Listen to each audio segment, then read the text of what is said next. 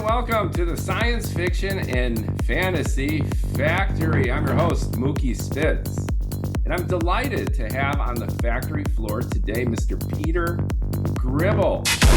He is the author of the City of Magicians trilogy, Threat, Within, and Quickening. 1,600 pages of fun, magical storytelling. Welcome aboard, Peter. Thanks, Mookie. Thanks for having me. Great to be here. It's great to talk to someone who really gets in there. You dive in deep. To me, just to orient our listeners and viewers, I feel a little Umberto Eco. I feel a little Jorge Luis Borges that's going on. And Absolutely. You obviously have your own voice, but it's wonderful, again, to dive into a work that is dense, literally magical, and does a nice balance between that kind of intensity and descriptive world-building detail and compelling characters and situations that drive home that three-act arc. You set it up very well. Then there's the crisis. We'll get into it. And then there's a resolution with a cliffhanger. So I'm assuming that the series continues. Yes, I'm working on books 4, 5, and 6, the second trilogy, as we speak. So, yeah. All right. So let's set it up for readers just a bit. As I got from your book, there's the City of Magicians, and there's a centralized kind of power structure, but the magicians are always vying for power and control. The city's divided into regions, and it's evocative and in ways thematically descriptive of a society that seems stable, at least on the surface, but you got a lot of tremors, which makes it particularly vulnerable to, spoiler alert, a barbarian invasion. And that builds up the tension and opposition between this society built on magic as a way to control and empower it, yet might rely on it a little bit too heavily based on the fact that there's hordes knocking on their door who are as banal and brutal as it comes. Right. There's nothing like having the Visigoths knocking on your door to, oh my goodness, what are we doing? The basic premise was, what does a pacifist, non-violent city-state do who has grown complacent about their magic? Magic is arduous. It's not easy. And so they've grown very comfortable because they've become a pilgrimage site. They've got a holy spring that sometimes heals people and sometimes doesn't. It's sort of like Lourdes. So people go to Lourdes and they get amount of sustained sense of resignation or maybe even healing if they're lucky. But they've grown lazy and complacent because it's a good trade. The pilgrim trade is great. That was one of the tropes I wanted to explore. A lot of fantasy novels are about the journey and the quest. And I said, what if the city is the quest, the place of arrival? So this barbarian, another place to pillage and rape and burn down, all this sort of stuff. So the council realizes, my God, we don't have army, nor do we have the impulse to battle or fight or none of that. So how do we secure the barbarian leader so that he can leave us alone and continue on in his onslaught? So they find this young guy and they say, you are going to link up with the barbarian using telepathic sendings, which are sort of like a bonding thing that you say, oh my goodness, I can't harm this person or his environment. And the young man, Sass, says, me? Telepathic sendings? You made a mistake. That's chapter 1. But chapter 2, there's a second protagonist, young woman who's searching for her lost, her lover who has disappeared and his lost manuscript. And she gets recruited into a secret underground faction of the city because they want to collaborate with the same barbarian. So those are the opening premises. So it sounds like you have this pacifist, magical enclave, and they got a good thing going. So they have Right? got an income akin to the tourist trade. It's this pilgrim Yeah. thing. They've got the healing baths. They're offering benefits, and they seem to have a pretty good setup. But Yep. there's tension from within and without, and you're introducing an opportunity for one of these characters to initiate himself in terms of his own personal growth, but also make contact with the hordes, to like Yeah. connect with that. And what I got even from the second book, just to tease it up a little bit, is that sense of magic and that telepathic communication inspires the barbarian to feel that they're transcendent and that they A- have skills that they didn't anticipate. Hey, we never thought of this magic stuff. It's pretty good, and I'm just going to declare myself God while I'm at it. Absolutely. And that's to the tremendous advantage of the underground movement, which is forced to go above ground to say, yeah, we back this premise. Whereas the original council says, oh my goodness, no way. We don't need a God. Please, it's completely against everything, etc., etc. Um, so, yeah, There's a tendency that if you think of magic, it's so transcendent by nature, and since you're ostensibly breaking the rules of science, you could kind of have at it with fantasy. And what makes good writing, though, is the very human quality. It's either magic or military might. It's a power, and when human beings get power, they tend to get corrupted and they become myopic and yep, increasingly narcissistic. And you bring that out. So even in the Harry Potter series, you've got the young ones in Hogwarts, and as they acquire power, and then the entire infrastructure that's there, it's kind of rotten. It's broken in ways that human beings are broken, and you use that really as a framework for your own dramatic tension and release, which is you have these beings who are empowered with all these amazing abilities, and they ruin it, they blow it. Either they're living in their own self-delusion, they become comfortable, to your point, and when given the opportunity to protect themselves, even take advantage of that to ally with the enemy, to have these court intrigues, and to turn it into one big mess instead of unifying and representing what would be ostensibly in the best interests of the society overall. right. Well, it's sort of what we are facing ourselves. When does transition become rupture?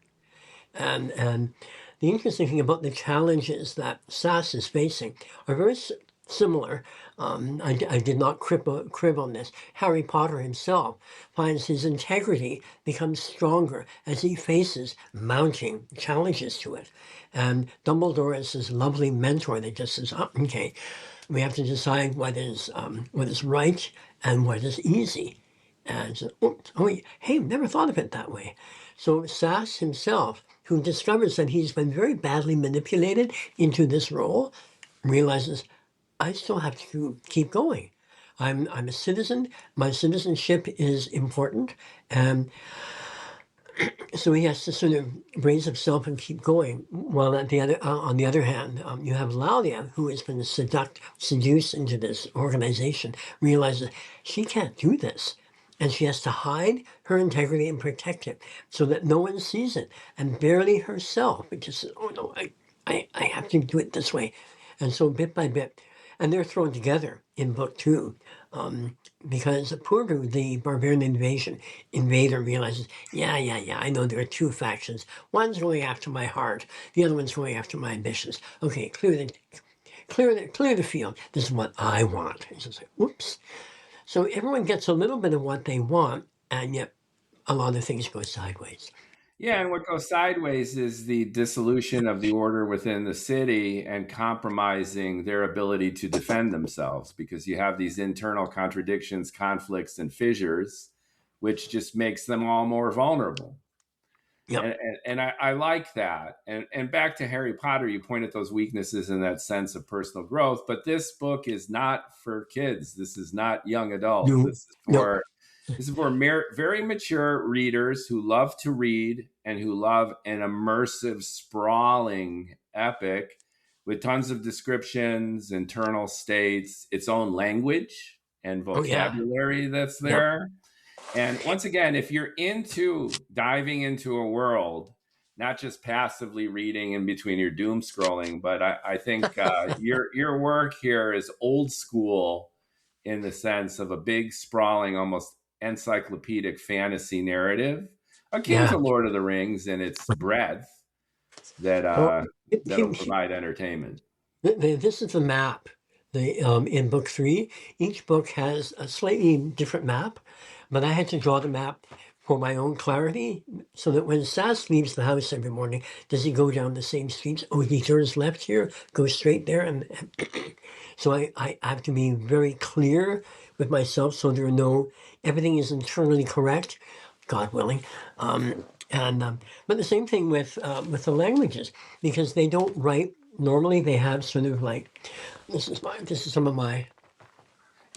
So Peter's showing it on screen, folks. If you got the audio, it's kind of tough luck. But if you're watching us on YouTube, you're going to see the overlays that I put on the video too. So, and get the book. You'll see the goodies in there.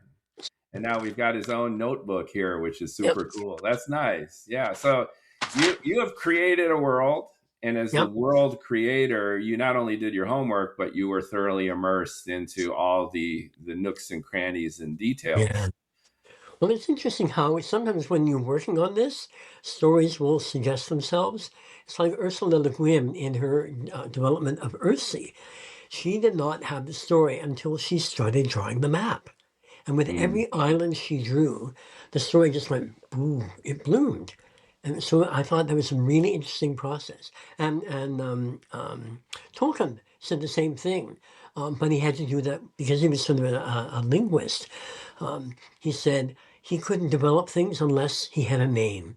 The moment the name came to him, suddenly, boom, the character was there, their plot, their background, their history, and where they were or were not going.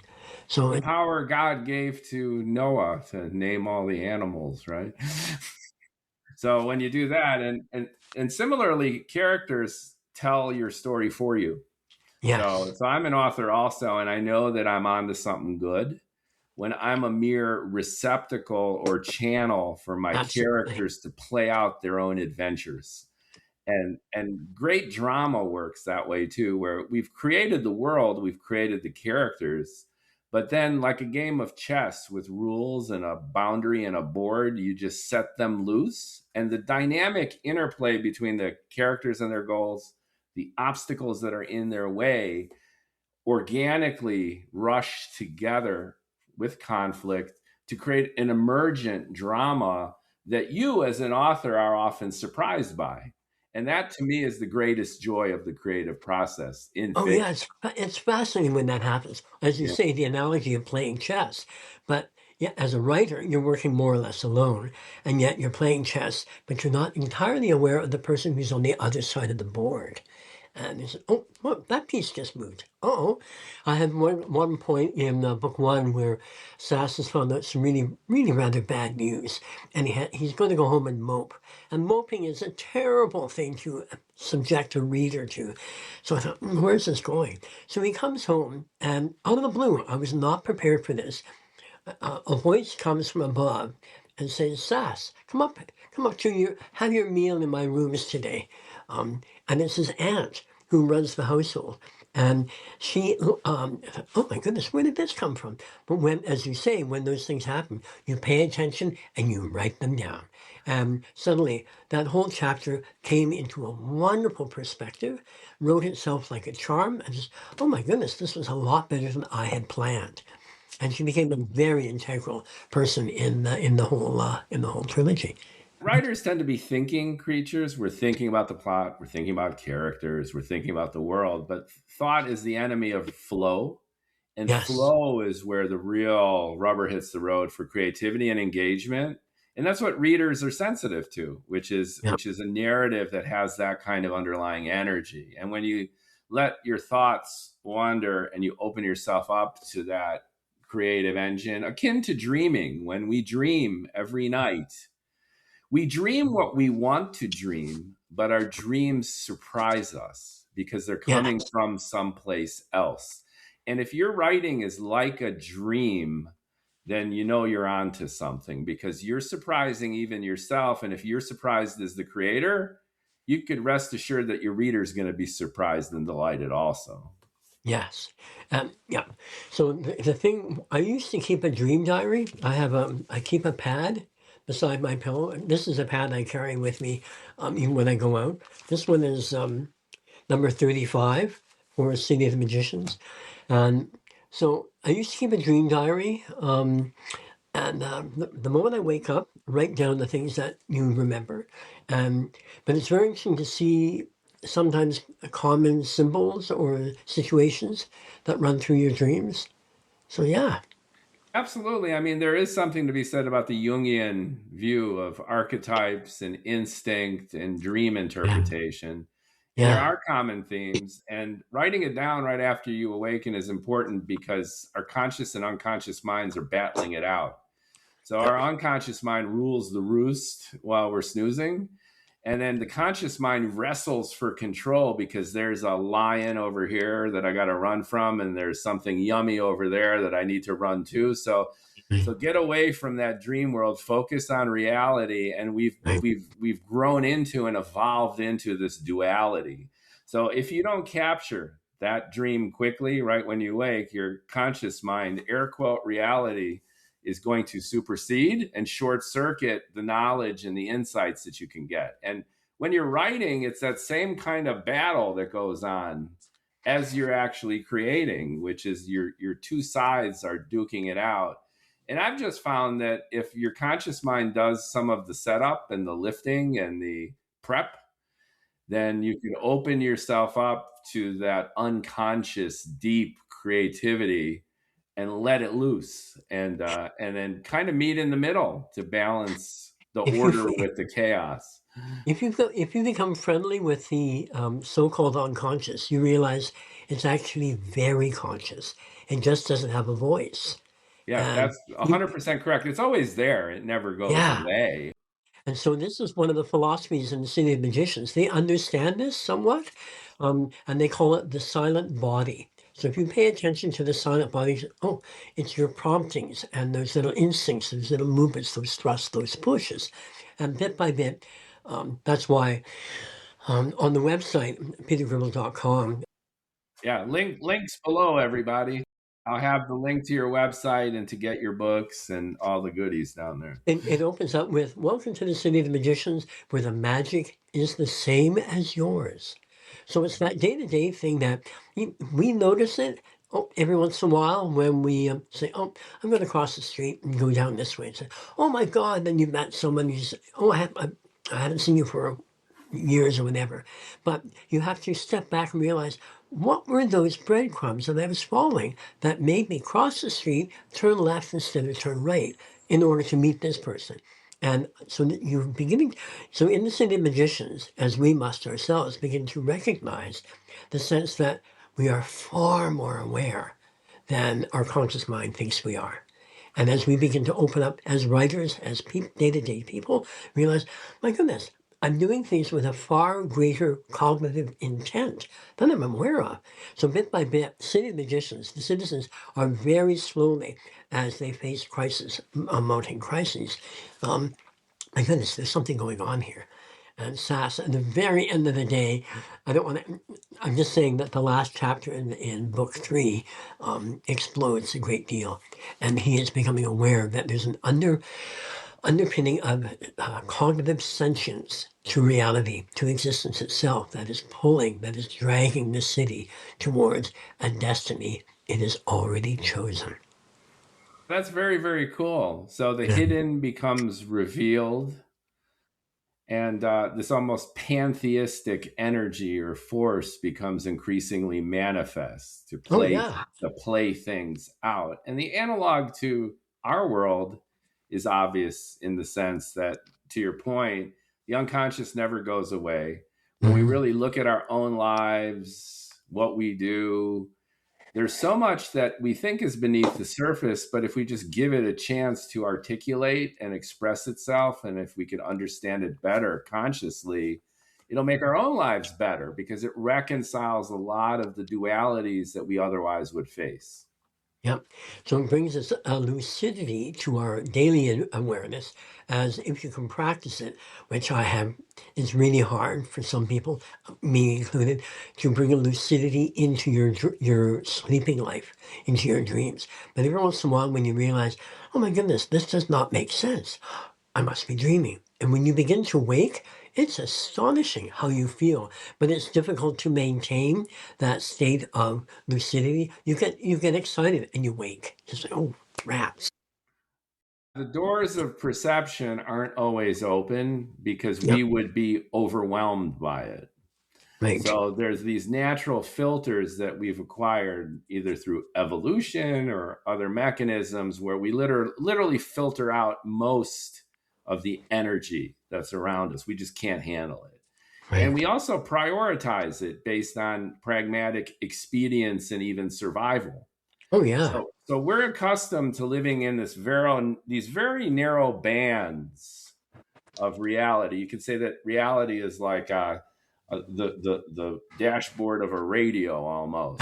All the absolutely. different Yeah, frequencies. We're only tuned into a few, yep, and the spectrum is comprehensive and almost infinitely detailed. And yet we live in such tiny worlds.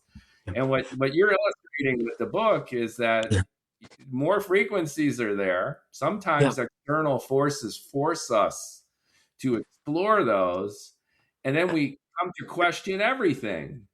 Well, sometimes through that radio dial is that, yeah, to realize, oh my goodness, there are other stations here, but you turn the volume down.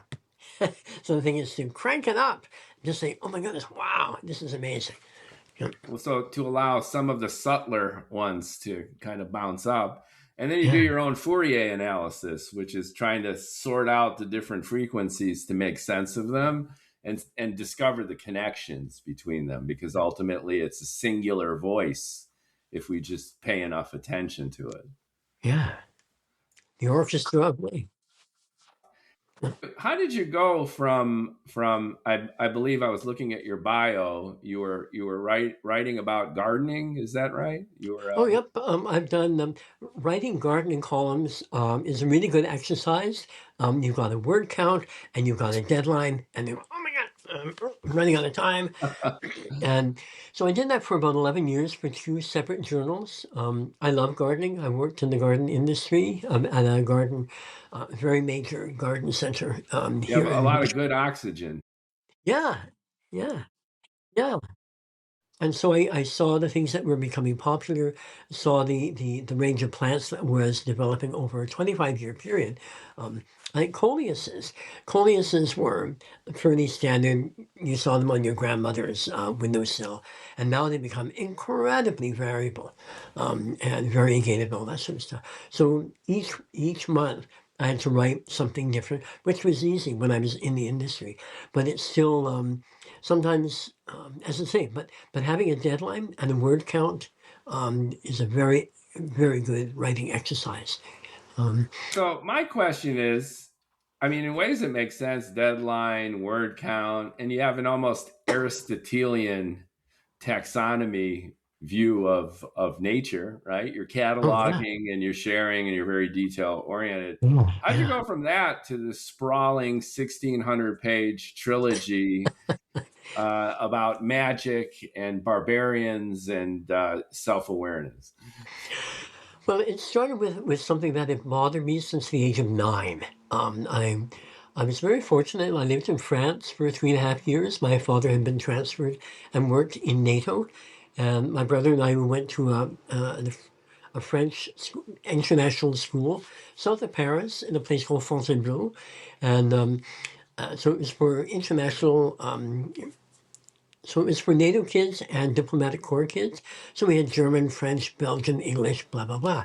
The Americans sadly stayed on their base and learned nothing. Well, But that's what we do. yeah, no, it's sad. It's sad. It's such an amazing opportunity. We actually had parents who were rather frustrated by this situation. And so they had their two sons, one of whom was my age. I was 8 and 9 at that time, to say, can they not be allowed to join? So they were declared honorary Canadians. So they were in our class. So we got French immersion all in the morning. So we had German kids, blah, blah, blah. And then we all separated in the afternoon. The Germans went to the German portable, Canadian to Belgium, et cetera, et cetera. But one thing we were told on the very first day, my mom told me on the very first day, there was a war, Germany lost, you do not talk about it.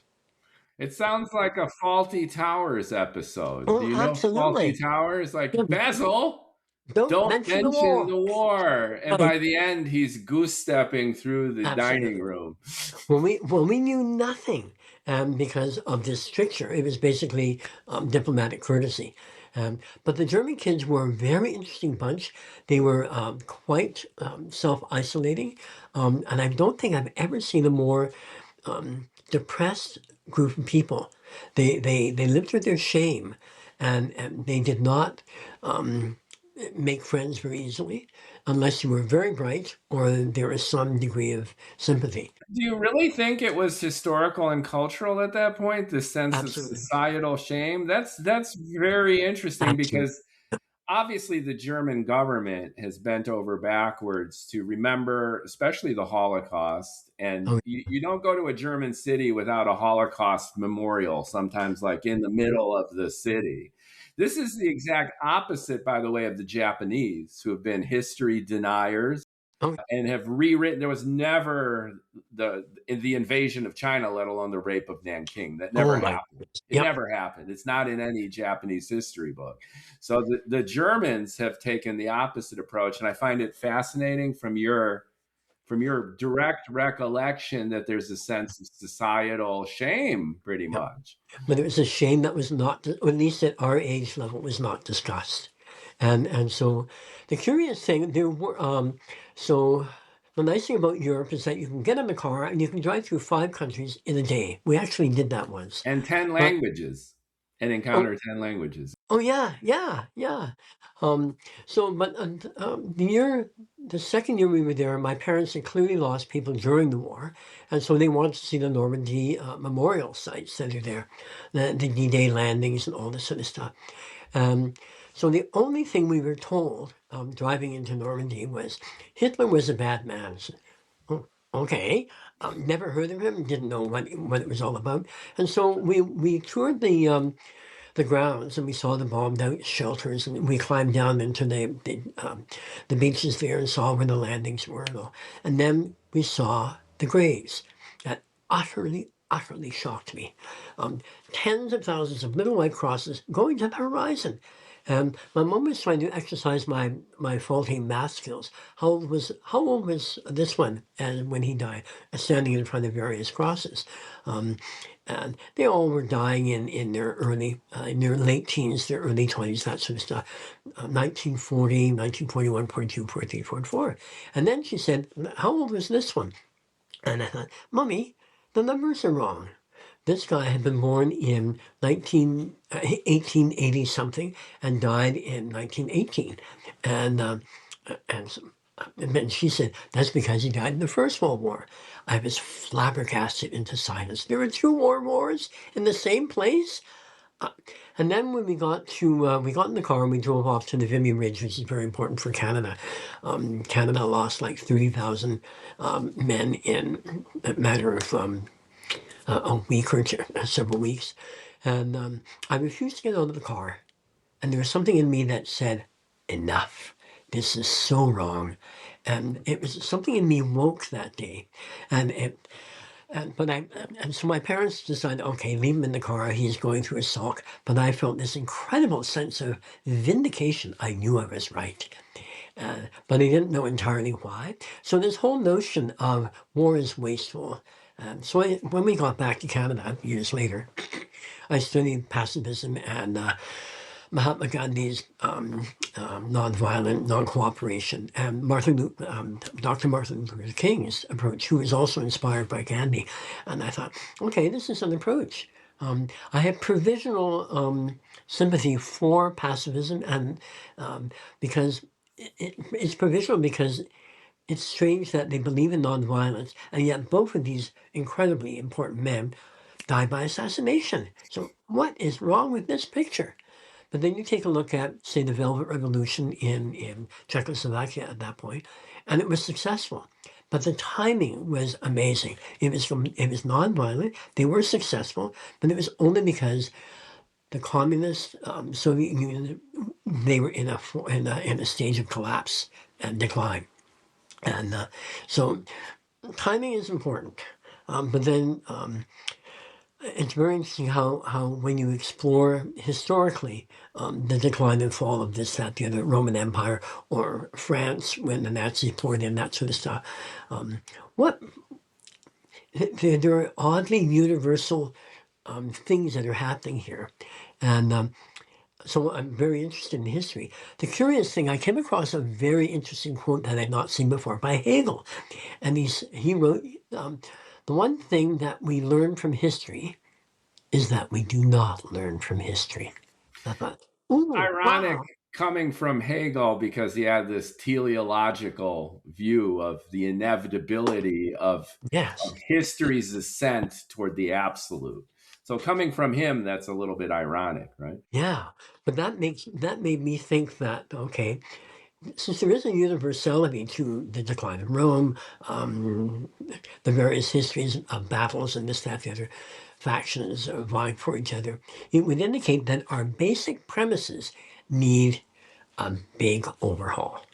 And that the things that are universal indicate that we are stuck in this psychological, cultural, I don't want to call it genetic, but there's probably an element there.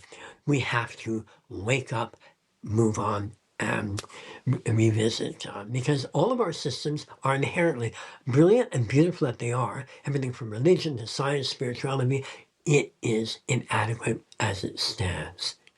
If I could summarize, make sure that I heard you correctly, you grew up a little bit cloistered, and you had a direct and visceral experience of war, suffering, and death, and Yep. this shook you to your core, Hmm. which propelled you to understand the nature of pacifism, what works about it and what doesn't, as a salve or an antidote to the scourge of violence throughout human history and suffering.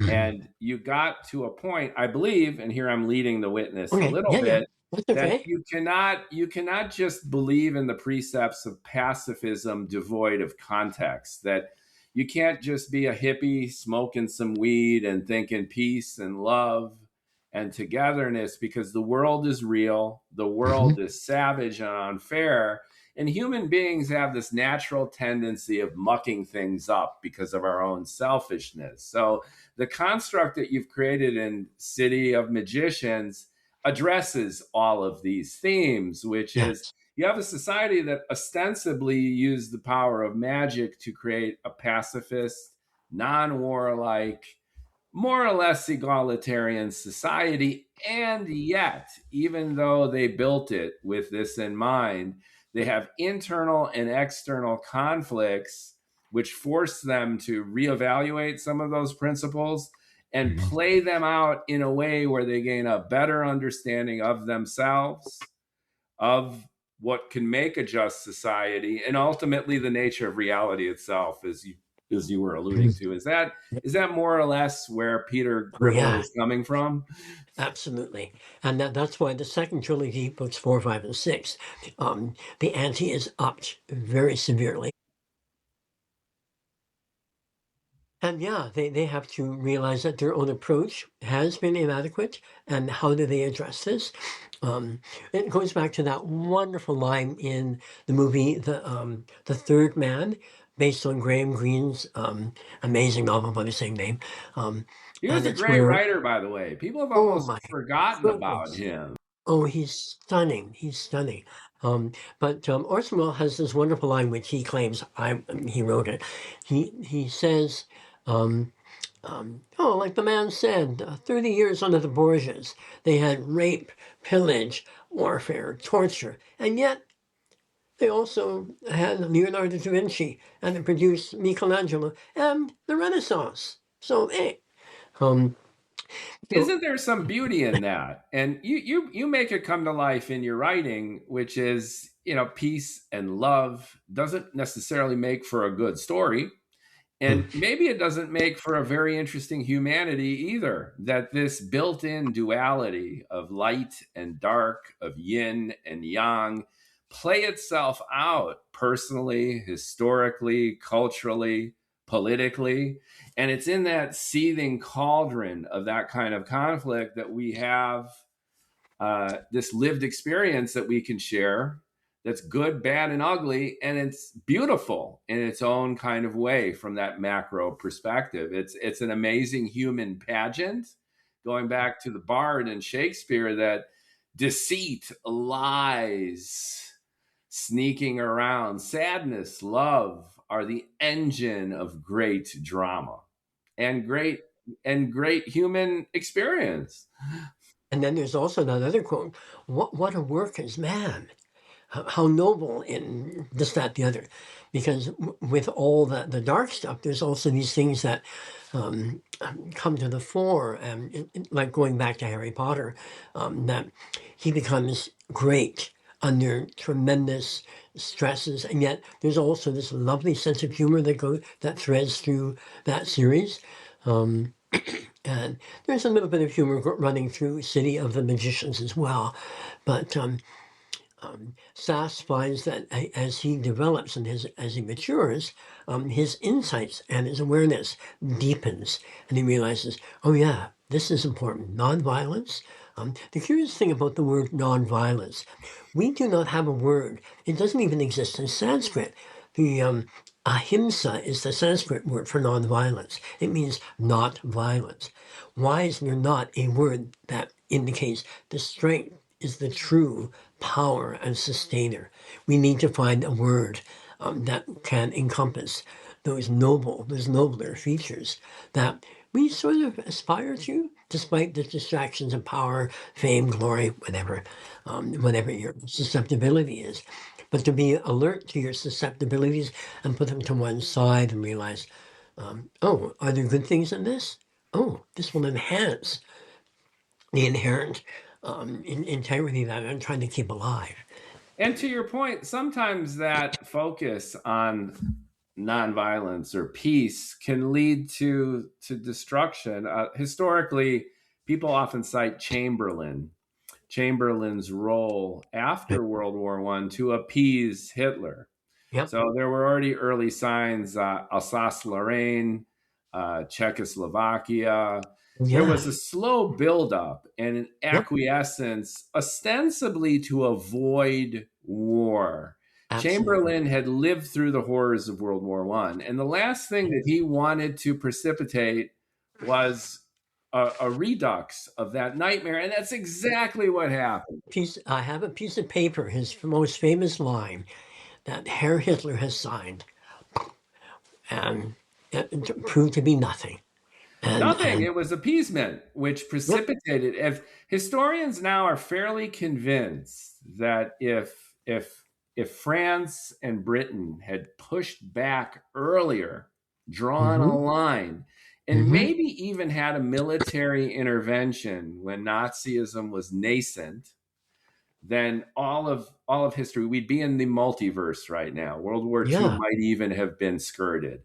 And that's one big lesson. And I think you bring that up. I think that's really at the core of your writing, which is just having wishful thinking is not enough. Yep. But it might be a good prompt for action to say, hey, well, it'd be nice if such and such a thing would happen. To say, well, no one else is doing it. Oh, I better get cracking. Well, it's like there should have been pushback the moment Putin began to meddle with Ukraine. Yep, He took Crimea and no one seemed to care. yep, There was no world reaction. right. And even Barack Obama's line in the sand in the Middle East. Some would say that he was a form of this kind of pacifist, which is, I don't want war. I think talking is better than fighting, and if we break it, we own it, or if we meddle, we are there. And That there's a lot to be said for that point of view, but you also disempower yourself to the point Hmm. where chaos ensues. And that's another theme of your trilogy, that non-action and analysis paralysis can precipitate disaster in and of itself. You are Yep. deciding even if you don't decide. And even if you come into it with the best intentions, the road to hell could very well be paved. And it Yeah. very well might be your road because you're just not paying attention. One of your characters is always distracted by all the nonsense, Right. especially his own. And then, and also deferring and perhaps not even having the courage to step up when it's necessary. Right. And that's the big question. When is it necessary? Should I do it now? Should I wait? Was he serious? Was he not? What is she doing? Oh my goodness, she's doing this. How can I oppose this or suggest something? Yeah. So that's Yeah, the whole thing about diplomacy. right. How strong is it going to be? Well, walk softly and carry a big stick. That You're gonna have to use the stick every once in a while, or you're yeah. just somebody carrying a stick. So to your point, timing, prioritization, making your move when it's expeditious, and that's the essence of good strategy, which Right. is you're not at one extreme or another, and you're able to exert force when it does the most good instead of self-aggrandizing your own perceived best interest at the cost of all of society collapsing around you. Right. Well, that's one of the early things in book one. The council is beginning to catch some of their own missteps before they go too far. So they correct their strategy. Meanwhile, they've already created something that was far more severe. And they just, okay, that solves that. But it does actually burrow under. And then the plot arc begins to explode in book two and definitely book three. Yeah, super fun. Again, for a great read, and we'll have links below. Go get the book and check it out, and leave a review, because leaving a review makes a big difference for authors to get more noticed. Speaking of which, the writing of the book itself, and this is what I was hinting at earlier. You've got your garden articles, which are Okay. great. 11 years of doing that, but it's a big leap. It's a quantum leap to jump from writing about begonias to writing this kind of epic.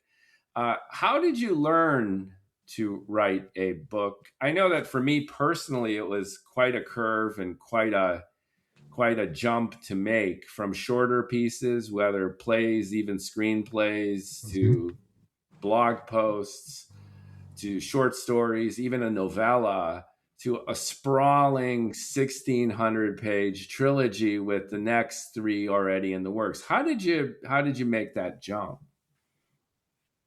It was sort of a surprise for me as well. I knew it started in 1998, the previous century, and it was just sort of toying around with it, and the idea began to sort of create a sort of um, accrete a certain psychological mass, and then sort of names would appear, and bit by bit, and it morphed and developed, and eventually took over everything. And so in the end, at the high point of writing the whole thing, it was incremental. It did not happen overnight. And bit by bit, I began writing easily an hour every day. And then it became the nice thing about being a writer. In order for you to become a writer, I find there are rules for everyone, but I find writing every day is absolutely essential. But bit by bit, as the story began to sort of take me over. Um, I was writing 5 to 8 hours a day, every day, solidly for 13 years. And there were a few days that were it didn't happen because of medical emergencies with my partner. But he was also my editor as well. I had that blessing too, that I had a partner in crime, not in a huge way, but enough to show interest and to provide some feedback during the iterative process of getting the book Right. to completion. That makes a big difference. Because the other thing, I was sort of writing for him as well. I could not talk about spiritual things with him. He had a tremendous, it was a button that could not be pushed. He would go into a rage over religion and anything spiritual. Like, oh my God, this is pretty important to me. But the reason for him was that he had a best friend who, when he was about 9 or 10, and um, he became very ill with something, didn't know what it was, and the parents refused medical intervention. And he saw his friend turn into a vegetable, and it was in his craw for the rest of his life. So, bit by bit, in City of the Magicians, as I gave him chapter after chapter for his perusal, because he was a good editor, he could spot things that were wrong. I was inculcating a spiritual theme underneath the wire, and in the end, by the end of book 3, wow, he was transformed. So I like to call it a Scheherazade premise. So there I have to tell a tale every night in order to live to see the dawn. Wonderful to have that kind of collaboration and to see the evolution of your ideas actually transform your reader Yeah, and expand their worldview. And I could yeah, completely understand that allergy to religion, especially when it's created some kind of problem in one's past. yeah. And it also must have inspired you too, because you had an active reader, you had feedback, Yes, and you were landing on your feet. Because if you're writing 5 hours, 8 hours a day for over a decade, it's easy to become enmeshed in your world to the point where you lose some perspective. It's hard to really absolutely. know whether it's hitting, how people are going to interpret it, whether you're just crazy. Are you Dostoevsky in the basement writing another classic, or are you some deranged person in a cave? That kind of feedback's good. Feedback was good because unfortunately my partner, we were together for 43 years, and the last 10 years were very difficult. He had been a smoker and a drinker, and it caught up with him.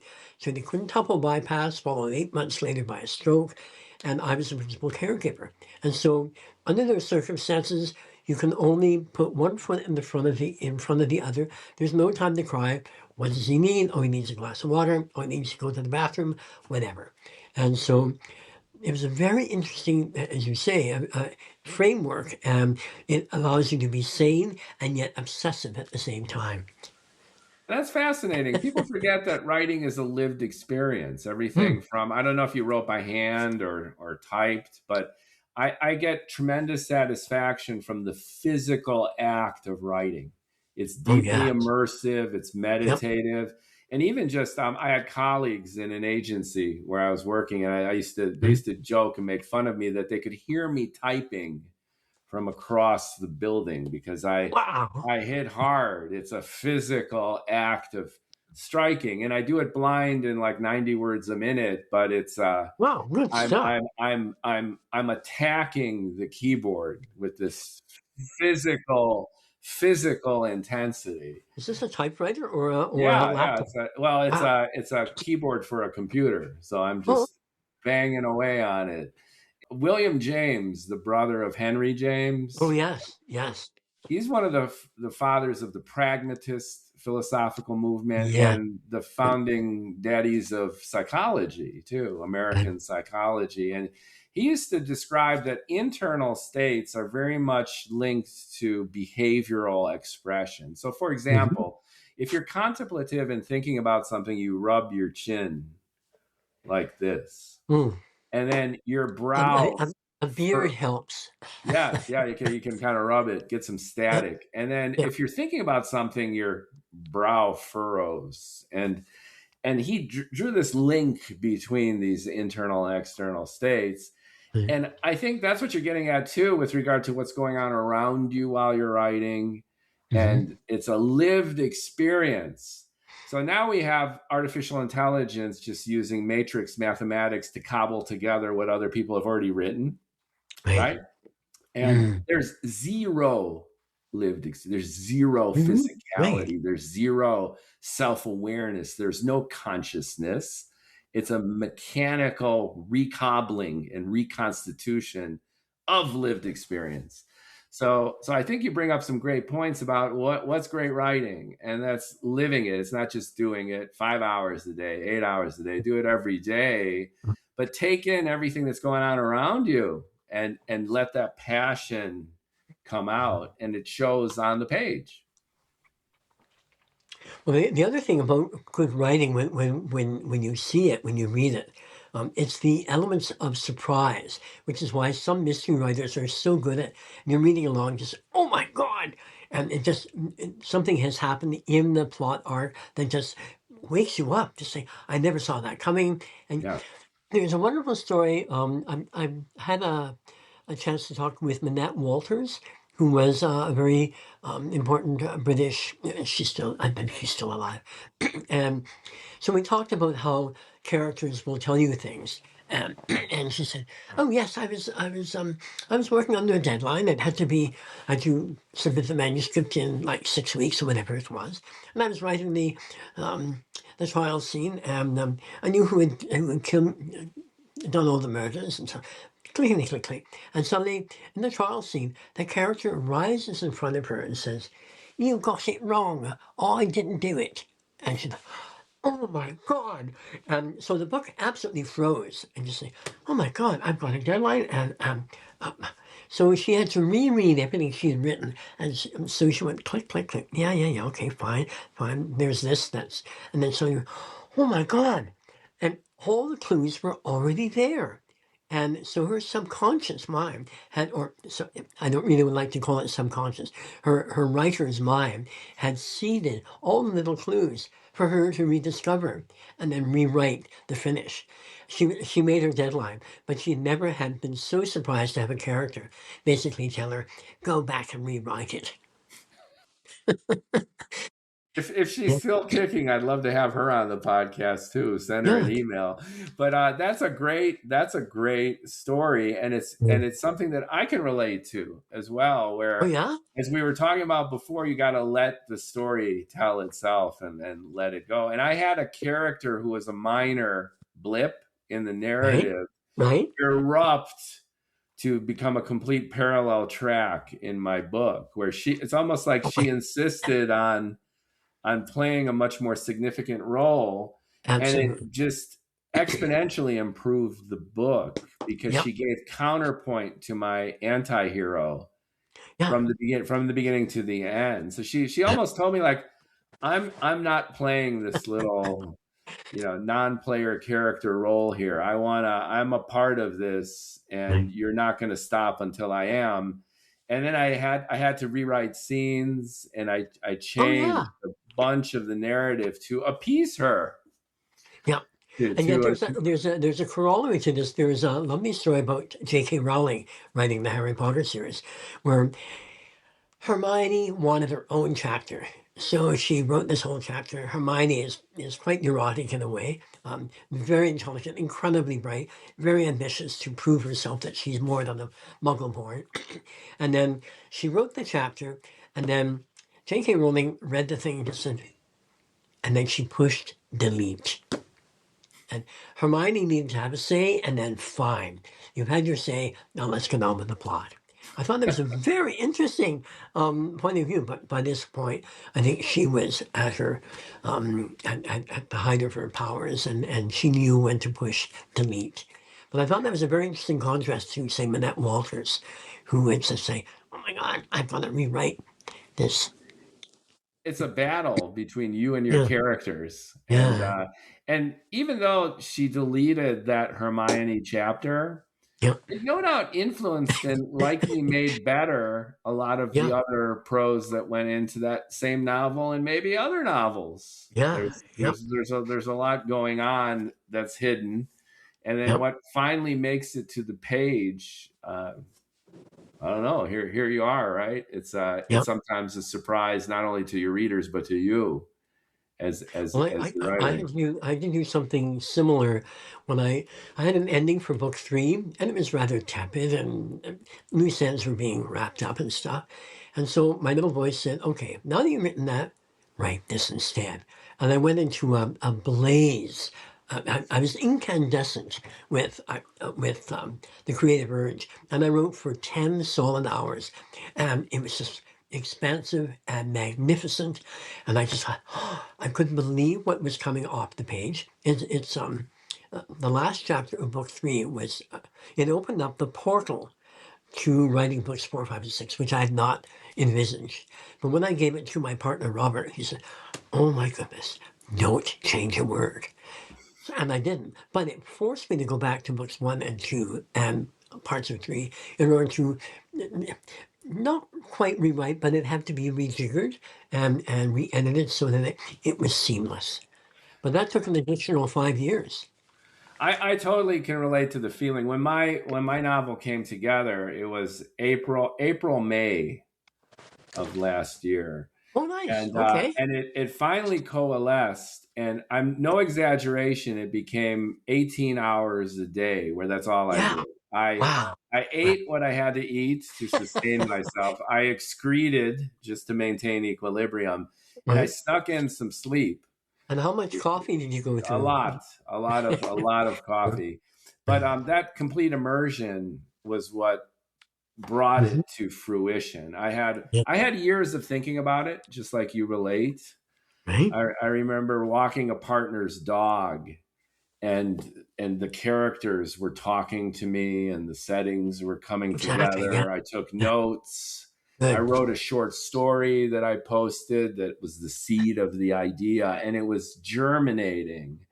And then I wrote big chunks of it, which were a little bit scattered.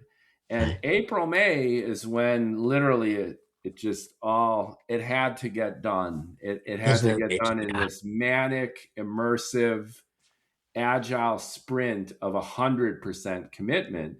And I Yeah. look back, and it was a truly magical time for Oh, it me. is. I was possessed. It was like a Yep. spell had been cast.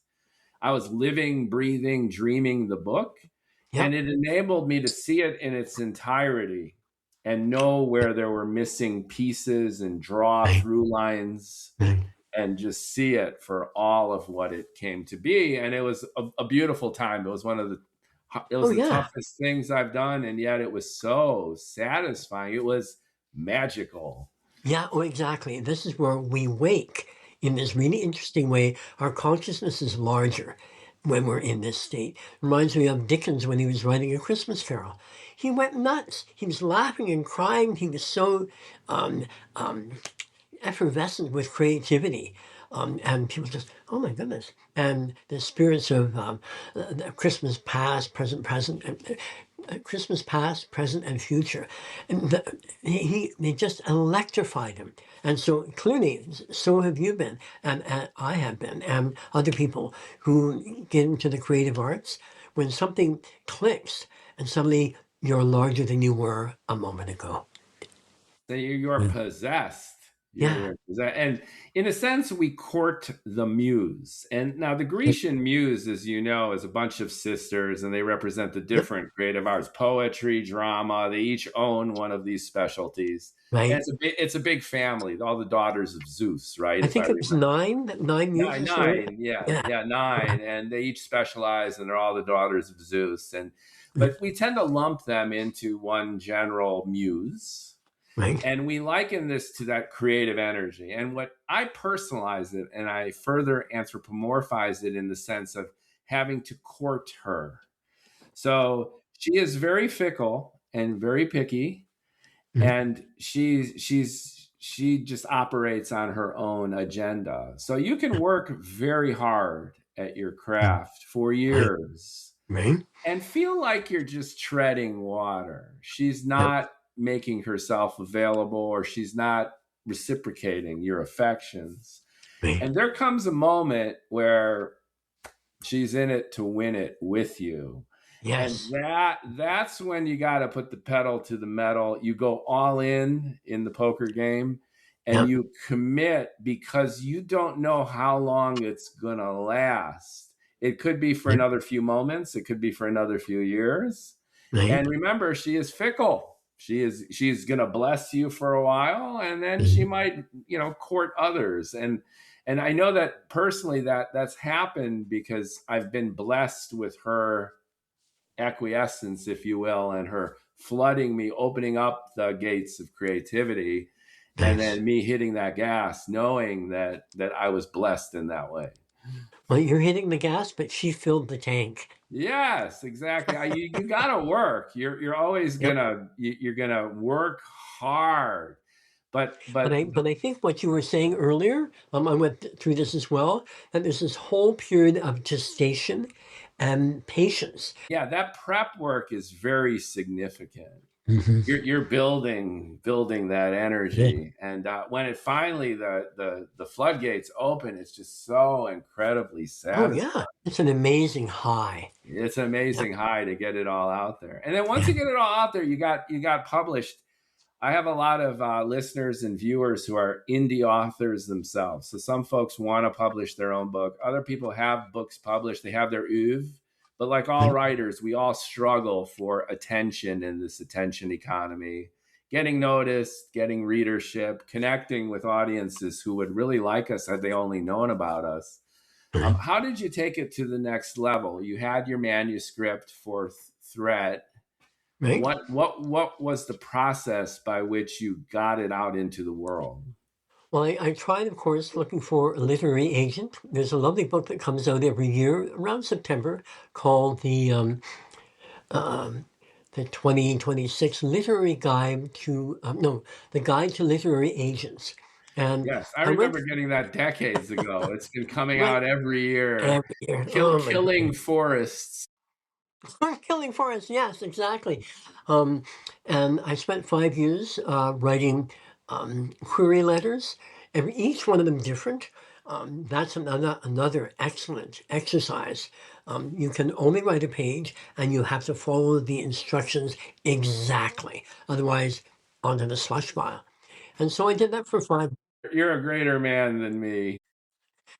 Oh well, I was younger then. My PDF and I put it up on KDP. I was like, screw Oh these wow. people. Oh wow! Oh. Well, the sad thing was, this was before COVID, and I heard through the grapevine that some of these people get 500 submissions a week, Oh, so they have to hire apprentices and whatnot in order to go through the pile. I think in those 5 years, I got perhaps five legitimate responses. The other responses were automated and whatnot. We cannot represent you at this time. Good luck, blah blah blah. And in the end, that didn't fly. So I realized I'm not getting any younger, so I'll have to go through was independent. Threat done at that point? Were you finished Oh with Threat? yes, yeah. And Oh, so I Threat was publishes in 2021. Is that right? 2020? it was 2020. 2020. Yeah, I think it was November of 20. 2020. I think I looked that Yeah, up. So yeah, no, some 2020. yeah, Yeah. yeah. So the end of 2020, you finally published, but the book was done what, years before? Well, by the time Threat came out, um, that probably meant that book three was done as well, and it was Wow. being. So you were in silence trying to get attention just to get published. Yep, yep. So I found a little publishing house. I looked for quite a few of them. The interesting thing, almost all of them were cagey. You did not see the people. They did not show you the prices. They didn't show you the programs or what they had on offer. They wanted your email address and just say, okay, then we can talk, and then we will charge you for a discussion to say, okay, wait a second, not good enough. And then I found this one little company. I Just don't a know what. heads up for listeners: the fraud is rampant in the publishing industry. So Wow. so if you Wow. show any interest in getting published, if you self-publish, you will be inundated by a tsunami of solicitation, of which Okay. 99.9995% of it is fraudulent. Is it really? Wow. I Yes, and I that's was why very I'm lucky. articulating that now to Right. anyone listening or viewing, where you get like from one extreme to we loved your content, it can resonate to a really wide audience, and we're ready to option it on Netflix. Email us Oh, immediately. right. Okay, which just screams No. bullshit. That Yeah, screams exactly. bullshit. All the Yeah. way to much more subtle plays, like people masquerading as other authors on Hmm. X and trying to entice you to send them money so they can promote you. Right. It's an So, industry. It's an yeah. entire industry playing off the vanity and Yeah. hopes of Yeah. aspiring writers. Well, I guess I was very lucky, because this one website, can I name it? I don't know It's whether I up to should. you. You say Okay, whatever yeah. you want. They were wonderful. It's a Canadian self-publishing company called Tellwell. It's I a saw T, you're published under that moniker. yeah. That's the And company, right? so I decided they weren't far away, so I decided to visit them. Um, yep, Your instinct already, yep. right? And so I met them all, and I met my editor. He was about to migrate far to the East Coast with his brand new girlfriend, but I was able to talk with him because I saw in his bio his father had been a linguist and he had like 60 dictionaries in different languages, which is what I am. I've got the equivalent. So I thought, oh, I got to meet this guy. So I did. And he and I clicked and just said, oh, I know what you're after. So I found my editor and I was sold. I met the real people. I was able to talk with them. And the fact that they showed their bios on their website, I thought, okay, these are real people. And I couldn't be happier with them. And I've Great. actually, yep. So, How much editing did they do to your baby? Like um, your book was your baby. You toiled for oh decades. yeah, You worked. yeah, You put thousands of hours into yep. this project. It was in Uh, pretty good shape to begin with because I'd fielded it I would through. assume so, but you were okay as an author getting Yep, feedback. yep. Well, because I had chosen, I realized, okay, he's my guy, and You and had a he did. relationship, much like you have your Yeah, relationship with your longstanding partner who became your yep, reader and editor. And then yep. you forged a human relationship with your publisher. Yep.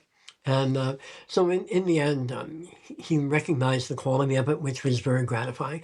And because he could spot flubs and missteps, he had a really good. And they also had a category. Yes, you want a hard edit, or no, just correct, dot the few I's and the few T's. And so there's this gradation between hard edit, semi-hard, medium, soft, and then kiss me and put me to You, bed you, you type missed of. you missed a comma. Oh, comment, yes. Oh my God. Oh, it can never be published. Oh, yep. So I went for number three. I wanted some vigor, but I realized my story was so integrated with it, the various plot arcs, and he recognized that. And but he read the whole thing, books one, two, and three, and he said he could not spot a single plot arc flaw. But that's because I had spent the previous 5 years making sure there weren't any. Um, so you write for your editor unless you're a beginner and you just say, I need help, in which case you might need stage four editing or stage five to say, this is crap, but hey, save this, and rewrite it. It depends on your stamina, your fortitude, and your own standards. Great, that's terrific. And you published with this outfit. So Yeah, all three books are published through them. And yes, then your marketing, obviously we were contacted through your PR yeah, company. And yeah, they've been wonderful, by the way. They're great. What yes, is it, the yeah, Chateau people? Uh, yep, they're really good, very friendly and direct. And what other yeah, mechanisms are you and your publisher doing to get your trilogy into the hands of readers who would really love this stuff? I brought up a little Umberto Eco, Name of the Rose, yeah, Foucault's Pendulum. If you yeah. like Name of the Rose, and especially if you like Foucault's Pendulum, and if you're familiar with the short stories of Jorge Luis Borges, then you Okay, would you would love Peter Gribble. So thank so you. I could, and again, I'm not comparing you in ways that could be annoying. Like I sometimes hate it when people read my book and they say, "Oh, this is Douglas Adams meets William Gibson," right? And I say, I Right. guess. I mean, if Right. you gotta put things in boxes for people Right. to familiarize and get a sense of perspective. But you have many readers out there who would eat this stuff up. Only you gotta get the book in front of them, right? That's Yep. Yep. hard in Yep. our. Absolutely. Absolutely.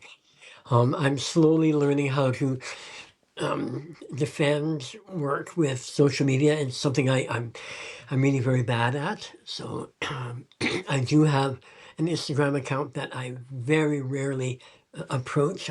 My preferred living space is under a rock. I'm afraid. Yeah. I can totally understand. You're a writer. You're a Yeah. Yeah. writer. You're not a Yeah. social media influencer, Yeah. and you devoted years of your life and thousands of hours to putting out a quality epic, and it's great. Well, thank you. And again, that's who you are. You're not Yeah. someone who emails people and say, "Hey, check me out." That's a completely Right. different skill set. Right. That's a Right. completely different personality. But like with you, I think I love doing one-on-one stuff. I That's do that different. very I'm the well. same way too. I hate the marketing aspect too, and I'm not quite good at it. Even though I'm a marketer by my profession, I'm a consultant for Wow. strategic marketing, mostly in the healthcare space. Oh, wow. Good So, for you. but Good then I stuff. have an emotional distance from it. I can make recommendations about audience types and segmentation and channel Mhm. affinity and all this kind of stuff. Wow. I could put together multimedia campaigns on social media and elsewhere for Wow. doctors and nurses and patients. That's no problem. But when it Well, comes hey, to maybe I should rush out and get a.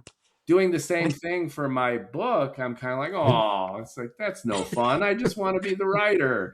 right. Well, maybe I should rush out and get a medical degree and then come back and talk to you. Right. I don't have a medical degree. I Right. kind of fake it until I make it. Wow. Well, one of the things with Telwell, they have sort of a package. So they promote me for a month, type of thing, and then the rest of the marketing I had to go to Black Chateau, and as you say, they're great people. And I will be signing books at the LA Times Festival of Yes, and Books I'll be there this too. in in April. I am posting this the weekend of like April 11th and 12th. I'll post Oh, this good. audio Wow. and I'll try to get to the video. So if you're seeing this, you'll probably see it when it comes out early the week of the 14th.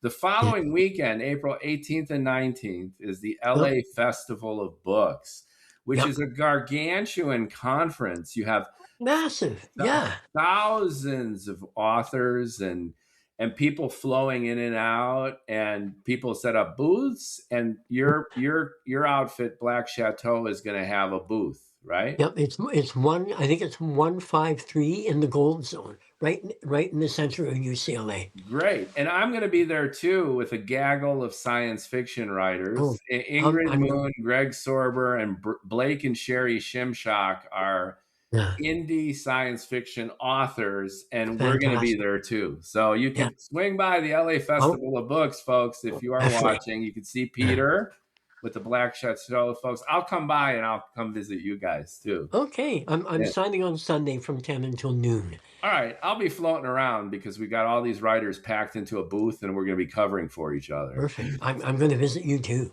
Yeah, that'll be fun. So Okay, I'll peddle great. my science fiction novel. I have a science fiction-y fantasy play that I've written. It's a corporate satire. And Okay, I've got a good. personal memoir from the 90s, which is, I think Wow. is very fun and engaging. So I'll be peddling all of those and peddling this podcast. I'm going to be going around saying, hey, do you want to be on my show? Perfect. Great. Yeah. So that's part of the marketing. So again, if you're an indie author, trying to get your stuff, in-person book sales make a big difference. It's you get to meet readers, you hear from Yeah. them, you can practice your pitch. Like, not to put you on the spot, but what's your pitch for your trilogy? Can you express it within Oh, 30 seconds? yeah. What does a pacifist, egalitarian city-state do to prepare for barbarian invasion coming in 6 months? Whoa. See, that's pretty good. Yeah. That's great. That's great. Years of practice. Years of That's practice. really good because you got to nail that down, you know. And then Yeah. mine is a hustler claims to invent a dream machine that could fulfill any wish you want by taking Mhm. you to another universe. And he Mhm. actually builds it, and all hell breaks loose.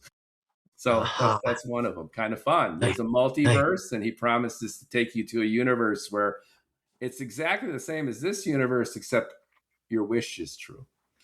But what does he charge? He claims to do it, and he actually does it. You know, you got to read the book. Okay, excellent. It's important to encapsulate a complex idea in a quick kind of pitch. And oftentimes people need to hear it within the framework of other things that they know. And that's why I put you into the Eco Borges kind of camp. For if you like these two writers, you'll like Mr. Gribble, I think. I love the story about Umberto Eco when he was his publisher just said, "Oh my goodness, your first 90 pages is all about the medieval concepts of sin. Can you not lighten it up?" And just, oh, wonderful. If Umberto Eco can get away with that, then wow, yes. He set a precedent really for that deep, immersive historical novel Yeah, with a mystery hook. yeah, And then in Foucault's Pendulum, which was basically a hypercritical view of conspiracy theory and occultism. right. Umberto Eco was, despite all the fantasy writing and that, a heavy duty rationalist.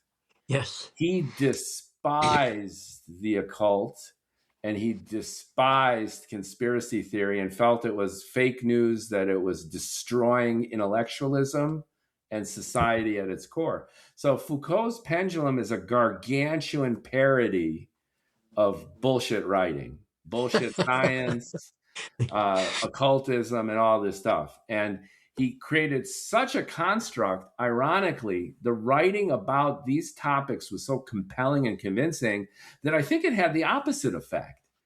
People all of a sudden read Foucault's Pendulum and like, oh, I need to really get into the occult now because this stuff is so cool. well, I think it allows you to explore, and perhaps, again, what I was saying earlier, all these philosophies, all these sort of systems, religions, and even science, their premises are inadequate. They come up with amazing stuff. Some of it is substantial, some of it is questionable. And that's why our basic premises must contain the notion of panpsychism, that everything is conscious in its own way. You don't have to look for a brain. And bit by bit, science itself is beginning to discover this. So, yeah. I agree. I mean, the typical trope is that quantum mechanics reinforces that idea that there's no real difference between perception and reality at a fundamental basis. Right. And even when you look at Einsteinian cosmology and you try to bring the two together, the really big and the really small, there's a divide between them, which is the biggest mystery of science right now, this idea of And quantum yet, gravity. And yet there's also this really peculiar thing called entanglement to say, oh my Yes. goodness. Yeah. Things are connected in ways that are hidden to Yeah. us. And I'm fascinated by this idea of the multiverse, that every Right. possibility plays itself out. Yeah. And the reason that we're here, in a sense, is that we happen to be dwelling in a universe that fostered us to come into being. So this idea that there's hidden variables and there's hidden Yeah. things is exponentially magnified in the sense that this isn't even the only lived reality. There's an Right. infinite number of them where Yeah. possibilities are playing themselves out And all that the over. universe, and there's that lovely saying that the universe conspires for our benefit.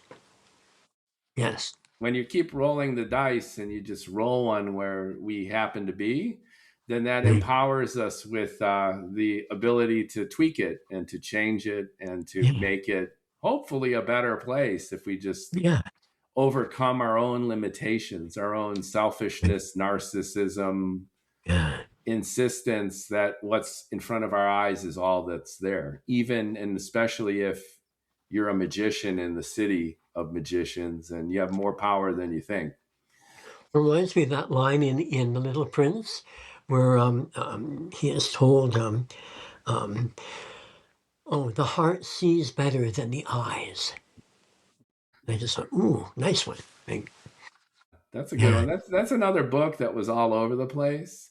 yep. I'm kind of sad that a lot of the classics that ostensibly we grew up with have been, for the younger generation, largely forgotten. You mentioned Graham Greene. There's a Oh lot yeah. of great writing. Henry Miller. I'm a big Henry Mhm. Miller fan. Right. There's all this classic literature back in the day before there was digital technology, that the physicality of a book was the thing itself. And now Well, content is ethereal and passing and doom scrolled right by. yeah. And My partner and I, we ran a bookstore for 10 years in New Westminster, which is a semi-suburb of Vancouver. And we had a classic section. And I was very gratified to see all the young people went to it, bees to honey. And so young people from in their late teens to their early 30s, they gravitated to it. And we became a destination because we called it the glass. So there is hope for the generations coming along. I hope so too. Like vinyl records, right? Oh yeah, Are yeah, still having a comeback. You want to hold yeah, the media, you want to hold the music in your hand, right. and make it a part of your lived experience. It's part of that Yeah. William James chin scratching, Oh right? yes, We yes. need the, So in your place, the beard rubbing, which yes, is get back into that realness, that lived yeah, experience. Because if you lose that, then it's everything is gone, right? yeah. There's something beautifully tactile about holding a book. And it cuts you off from that that doom scrolling, as you say. Yeah. I have a coffee stain on mine right here, which is good. Oh, good. But This is my lived experience. There you a go. lived Lived experience. So experience. this is my text. And if you see here, do you see something interesting about the prose at first Oh sight? yeah, yeah. Yes, it's Yeah, um it's obsessively written like lyric poetry in these poetry. Right. Excellent. three line paragraphs. So there's a physicalness to it. I wanted to block it into these Ex- modular excellent. bricks, if you Will will. you have a copy of it when you're at Oh yeah, LA Times Book? I'll sign a copy for you when you come Okay. by, or I'll bring you Fantastic. one at your booth, and Okay. I would love And for you to check it and out. I'll bring a copy for you. Wonderful. We'll do the We'll do a writers trade. quid pro quo. There we go. I'll sign you mine if you sign me yours. That would be Sounds good. terrific. Excellent. I really look forward to that, and I've had an absolute pleasure talking to you, Peter. So have I, Mookie. Thanks for having me. This has been a real And treat. I want to bring you back for 4, 5, 6. Okay. When does number 4 launch? Oh my goodness. Right. It's not anywhere near that stage yet. I'm not writing. I'm writing the sequel to this. This is Oh, good. I envision like 5 books in this series. Good stuff. Keeps you going. I'll keep cranking too. Yeah. Keeps the synapses firing. Oh, absolutely. I have so much stuff that I are on my to-do writing list, and then I juggle Excellent. many of them at one time that I just want to keep throwing them out there. It's so much Excellent. fun to do. So, ladies and gentlemen, Mr. Peter Gribble, author of The City of Magicians, Threat, and Within, and Quickening are the titles of the 3. You can go on Amazon, check them out. I'll put links in the description below. If you're at the LA Festival of Books and you're seeing this prior, come by and visit us. I'll be there too.